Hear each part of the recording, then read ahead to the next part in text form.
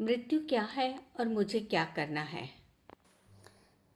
शरीर से जीव का निकल जाना मृत्यु है। पिंजरे से पक्षी के उड़ जाने का नाम मृत्यु है। एक महान चिंतक ने कहा, मृत्यु जीवन का सबसे बड़ा शास्त्र है। जीवन में मृत्यु शास्त्र पढ़ना भी बहुत जरूरी है।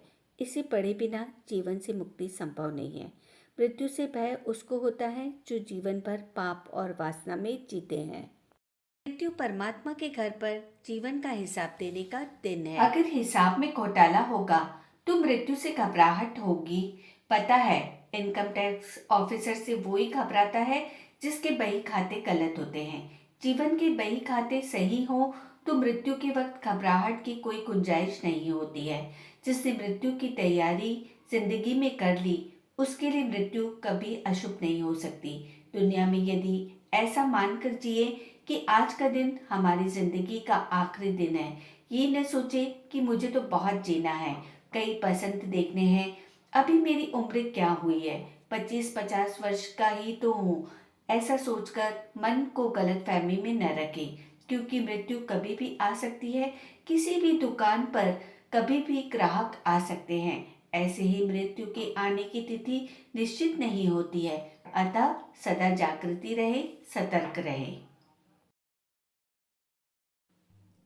जब हम सुबह उठते हैं तो ये सोचे कि मैं आज के दिन को सत्कर्म और धर्म ध्यान करके सार्थक कर लूं।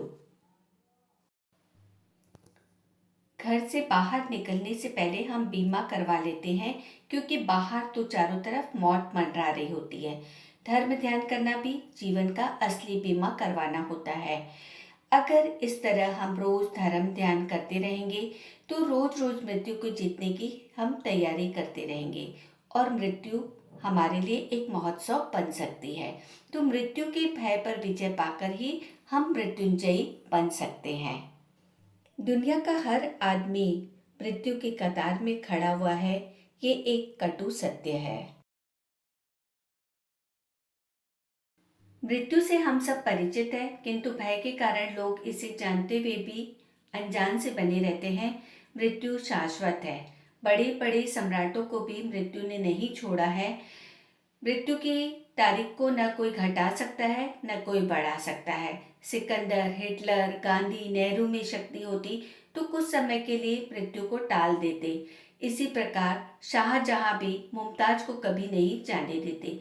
तो मृत्यु का चक्कर अनादिकाल से चल रहा है। जन्म के बाद मृत्यु निश्चित है।